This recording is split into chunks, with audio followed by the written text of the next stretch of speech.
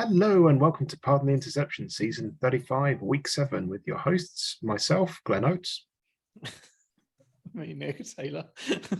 Me, Gary fucking Stevens. Let's go and have a look at what's been going on around the leagues this week. Start off as ever with the GFL, and we can see that the Pirates managed to plunder a win. Yar. Very good. Very good. Uh, Gunslinger scored some points. Yeah, Gunslinger scored 7 points against the Windwaves, who probably were batting their third string team, I guess. Yeah. Oh, don't worry that the Wildcats didn't put any points on the board. The coach with no name got a close win on the road. Yeah, very close game. Same with the Witchcraft getting a win over the Emperors. Another close one. Hulk lost. big surprise. Hulk came up against a gun and lost. Is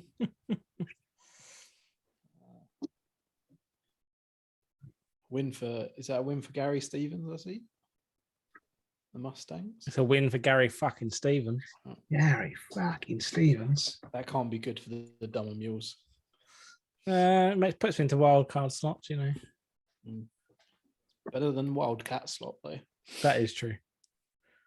Let's have a look at the standings. I think the standings are where the most fun is to be had here. Ah, the classic 6-5-4-3. I love it.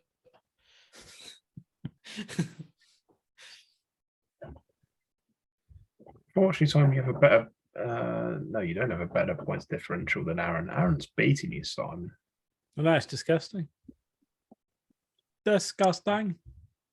Between Phil, Colin, and Simon at the moment for those two wild card spots. By the looks of it. Yeah, if the Pistols have to play the Wraiths again, that's going to be a tough match. Yeah, let's see. Schedule. I've got the Raiders this week as well, which isn't fun. Raiders. You've got MC Colliu. I have got a bye week in week 10, though, so You're playing the Gunslingers. I'm playing the Hulk. No. We already know that is game of the week for that week. Who are you playing on the way out? You're playing Raiders. Raiders, Saints, Hulk. It's Hulk. Okay.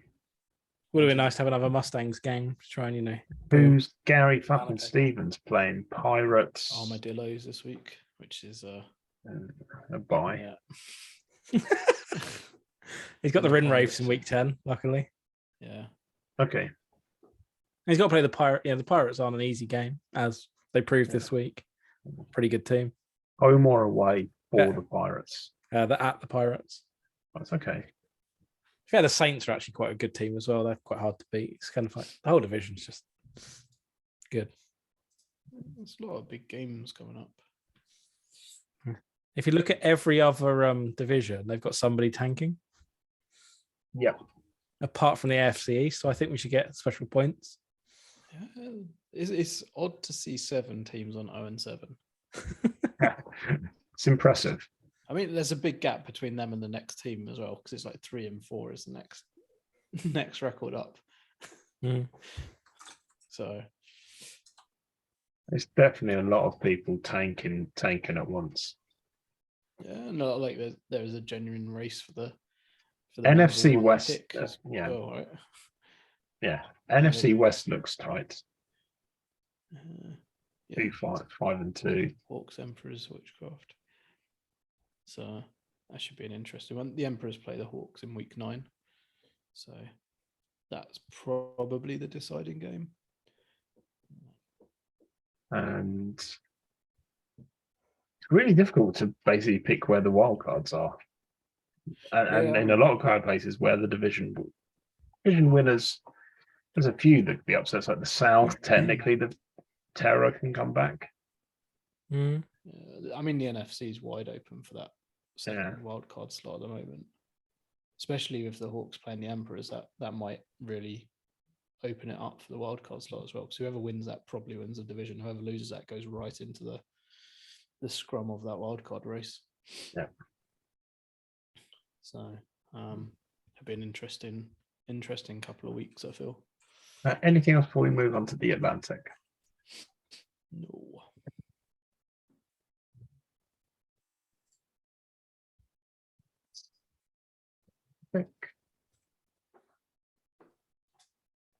Sharks winning, close one at home. Scorpions winning somehow. Oh yeah, you're winning now to finish 5-5, aren't you? I'll try. Spartans Rapiers is a big game. It's a big win for the Rapiers as well. 18 and a lot of points. Sun Devils got a big win there as well too for the division. And then like the Generals Barbarians game and the Heroes Stallions game, both were close, and I think that division's like pretty close in general in terms of where the teams are. I think Blues locked up their division with that win this week. So did the Outlaws. Yeah, just so couple of far ahead. C's. So, Now rest. yeah. And the big news for me, losing by more points than Kendall this week puts me bottom of the MSC West. Still that tie away from being first pick overall. Yeah, I'm competing for the third overall pick at the minute. What? I mean, CFC West is like, as always, where it's at. Yeah, to be fair, the Avalanche absolutely stomped the Stampede. I think they've all beaten each other, right, this season. Yeah, if I remember correctly. Yeah, I don't really get it. Mainly because like Stampede were running away with it, and then they get absolutely stomped. It's odd. Did they? And the Stampede beat the Avalanche in week 1. Yeah, that's just it. Like it is. What? I mean, the Stampede. Other than that, have only lost to the Spartans.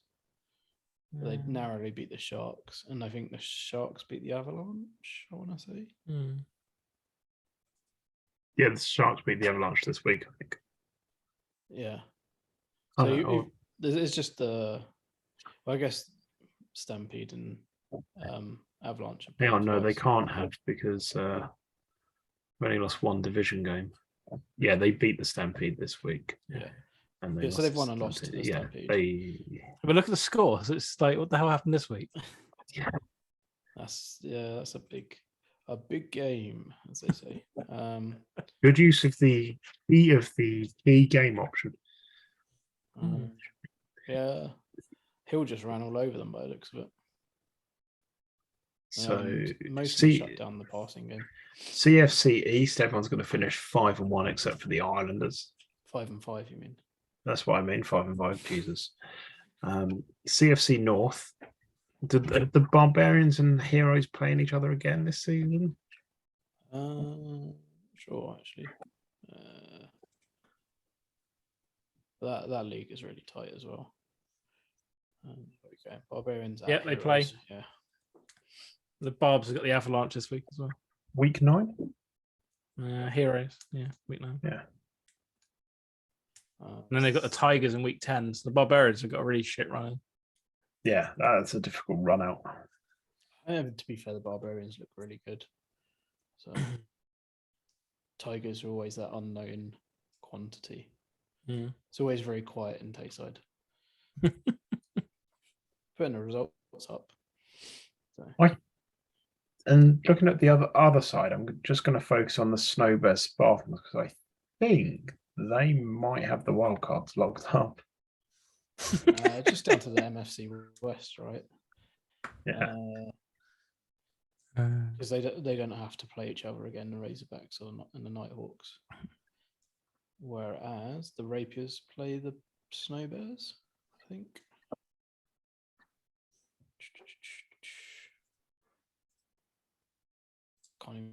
Snow Bears at Rapiers. Okay. So that might make it a little bit closer.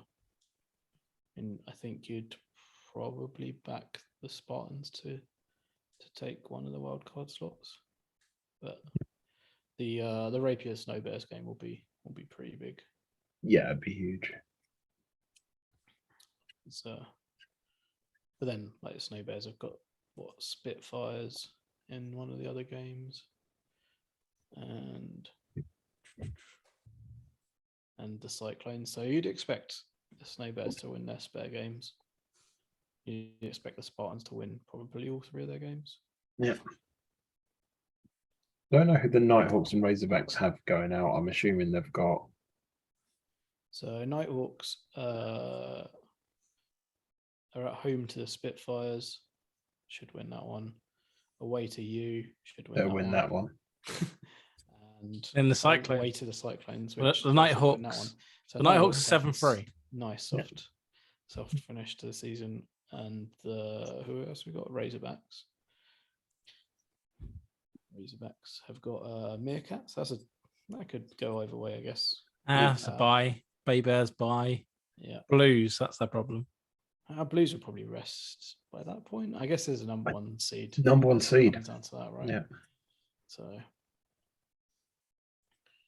but yeah, it's fairly open between Bears, Spartans, Nighthawks. So it's going to come down to that Rapiers Spartans game, I think. I mean, if the Spartans win that game, then you probably end up with all 3 going through, right? So the all a game ahead. Spartans do have the Spartans Blues this week. Yeah, that's a tough game. Yeah, might help out. Yeah, but it's a good running. Yeah, whereas the CFC is like pretty open between Heroes, Stingrays, Barbarians, Avalanche, Stampede, Sharks. Anything else before we move on to the Big Sky?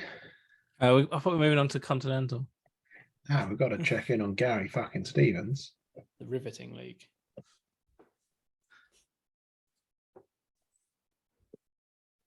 Check scores, thank you. Gary fucking Stevens back on form. Oh. Gary Stevens with the fucking shutout. Yeah. I think he dominated with a great performance, especially by Spartan and solid running by Scarrett. You got another win for the Giant Hornets. Buccaneers lost. True. And, there's not many close games in this one, is there? Sun Devils Fire. That was close. Other than that, yeah. Very Packers Titans.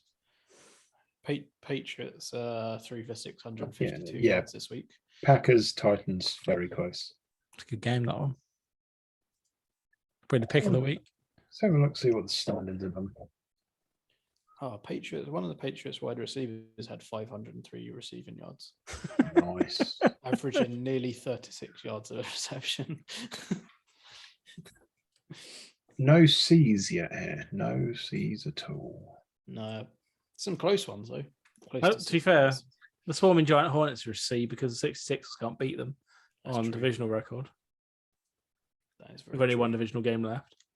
Yes, it doesn't take into account the divisional record. So, that's a C. Rich from Rich, get your socks on. I think that's always been. It is probably fairly low priority to go. High priority. Everyone loves a big C. Buccaneers have fallen apart a little bit. Your team. Lost the last 3 games. Buccaneers. Sharks have taken over. They are. Those massive sharks. See, the Rivets are back at number 1 seed territory.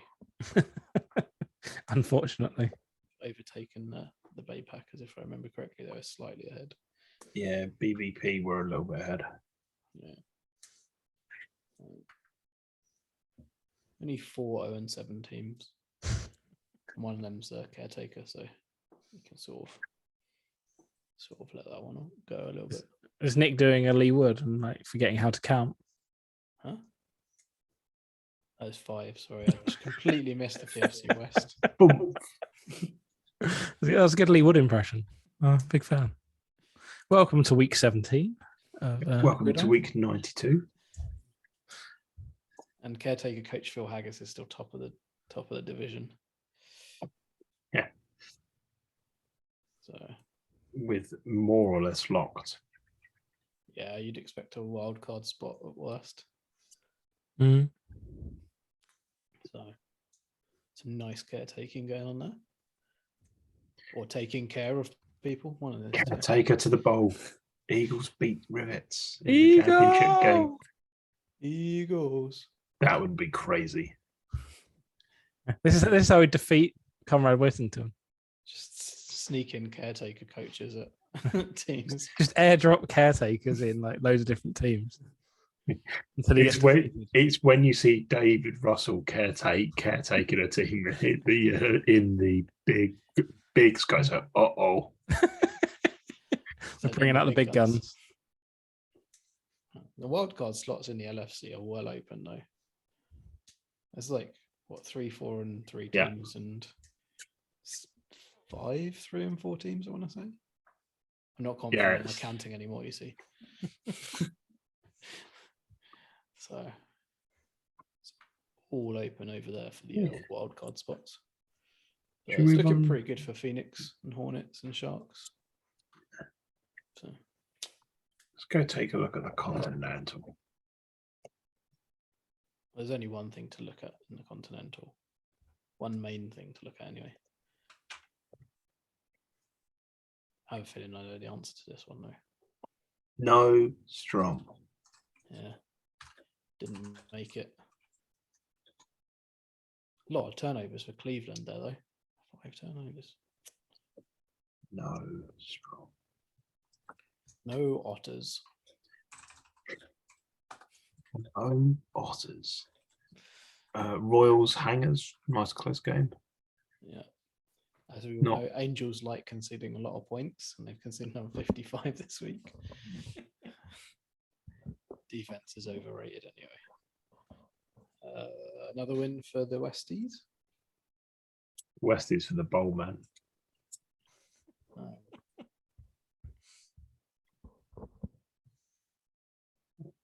Highlanders Monarchs. Good game. Have a look at the standings. Good game. I think that it gives the Badgers the conference as their division because they've given everyone a badgering. Yeah. Second place team 2 and 5. Here comes the Strom. Here comes the Strom. There's only one 0-7 team in this one. Are you sure? No, not anymore. One, if you could correct me in a minute, that'd be great. That's 5 7-0 teams. That's a lot of 7-0 teams. It's a lot of 7-0. I mean, the Eagles and Renegades are pretty much are locked as well, right? Because of their divisional records. Yeah.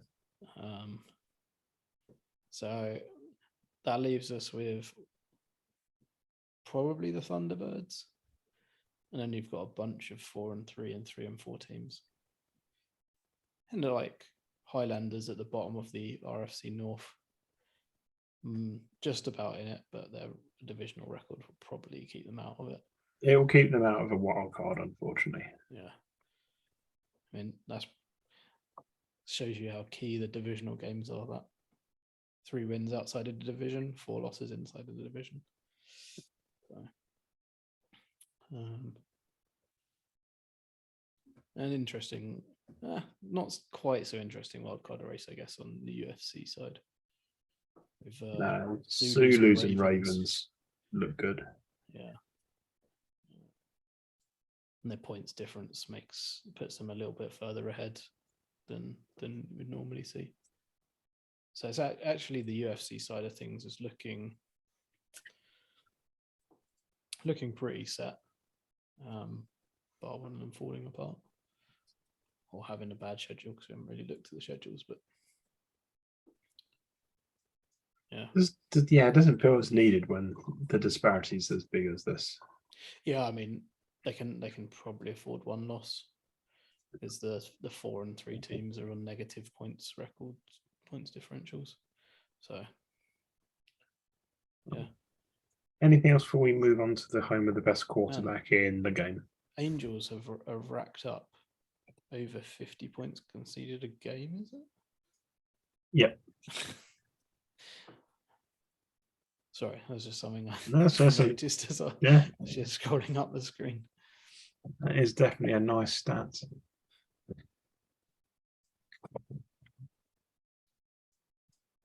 How are we looking in that delta? That's the real question. What happened, Simon? Got robbed again, didn't I? Only the robber barons do robbing around here. Only throw a nice 9 turnovers this week. 9 turnovers. Oh, the Lone Stars lost. Yep, that's just quite nice. Yeah. Centurions beat the Colts. The robber barons got quite lucky this week. Zeppelins won. That's the main thing. Zeppelin beat the Hammer Sharks, yeah. Another win for the Copperheads. Another win for the Cougars. Mad Dog won. Yeah. Other than what, the Lone Stars is the big upset there. I'd go with yes.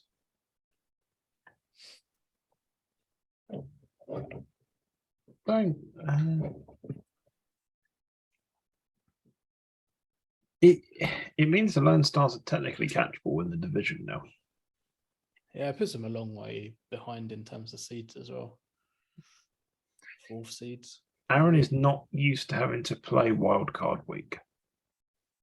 No, and it's looking very likely right now. Because the Zeppelin aren't losing. We know that. Go Zeppelin. No, I don't think the Cougs are losing either. So depends if the robber barons get lucky with their quarterback, Why is that, Simon? Because his throwing ability is a bit shit. So he'll throw it against someone's helmet and he's got to hope that it bobbles onto a receiver and gets decent yardage. They worked this week. Copperheads and Centurions are going at the top of that. Oh, VFC yes. East. That's what we love to see. The VFC West is close. I thought I just see the Katanas win nearly every week and just assume they've won the division, but no, there's 2 other teams. Shows my ignorance there. They probably have, just because they're 2 games ahead in the divisional record. Yeah, they'd have to do. And there's only 5 divisional games. They need to lose out. Yeah. I guess the Jets are through. Pretty much, yeah. You can rest your team for the rest of the season. It's tempting.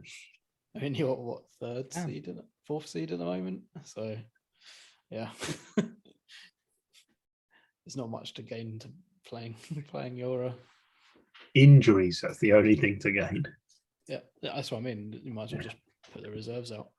I'm well versed in getting the 5-5 and putting the reserves out. You can lock it up with a 5-5 right here. I'd be taking that all day long. Yeah, it is sorely tempting. Just play the backups from here on out. Rest everybody.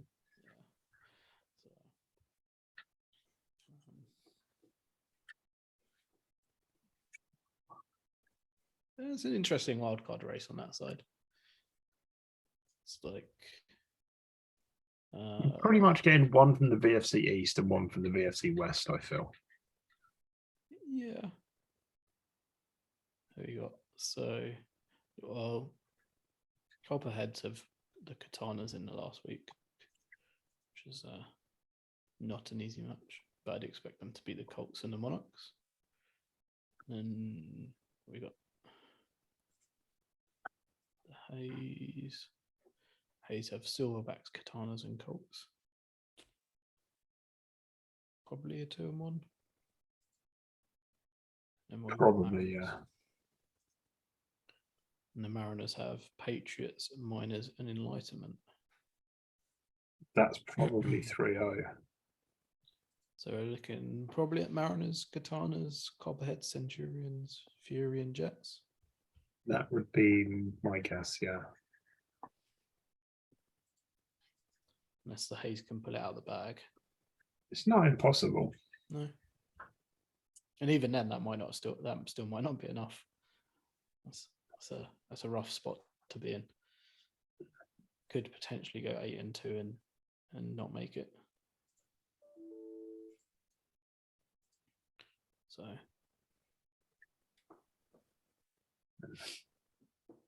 Oh, anything else before we move on to the Empire? Let's have a look at the Empire.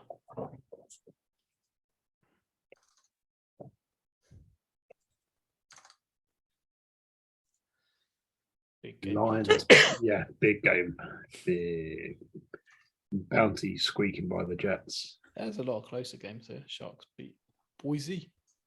Boise. Big win for Jacksonville High Hunters. Red Bulls still winning. R Cubed won. R Cubed won, yeah. Big game for them. Thundering Herd lost. Wranglers won as well. The Wranglers winning and the Russians losing. I can't remember whether that brings them close enough or not. That's the only thing. There's them a game behind. Makes it interesting, doesn't it? Big points differential to overcome. But R Cubed are currently sitting in a wildcard spot with that win over the Gamblers. Yeah. Are they the ones with the tough finish to the season? Yeah, super tough. I seem to remember from our previous hooks. Oh no, they got Thundering Herd this week, but then it's Storm and Bounty after that. Guaranteed points though. Always guaranteed points with Thundering. The thing is, if it's the Bounty in week 10, the Bounty might not be playing for anything. Yeah. Yeah, I can't see them beating the Storm, but then the Storm have lost this season, so anything's possible.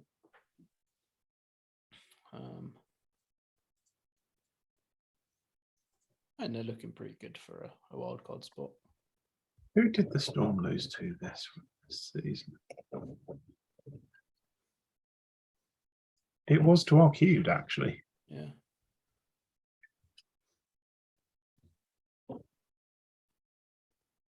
Should have key gamed the home game, not the away game. So R Cubed could win the division. Yeah. It's mathematically possible. Most things are. Really weird seeing the Lions in third in the BFC West. They've been pretty solid up until this season. Bit tough, maybe a bit of a tougher schedule this season. Yeah. I think the Russians seem to always be there or thereabouts as well. So what we've got there, their season's been Russians and then Red Bulls, and then an easier game against the Seahawks, then the Bounty, Thunder, then they lost to the Wranglers, and they beat the Russians.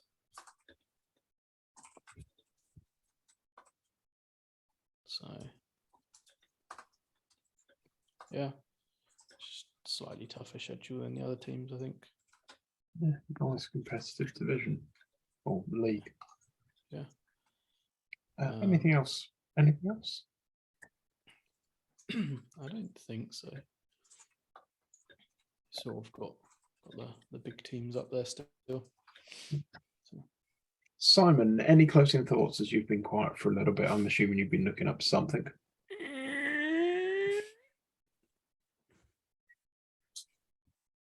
Okay, you're just going to make a creaky door noise instead. That was him closing the door because he's.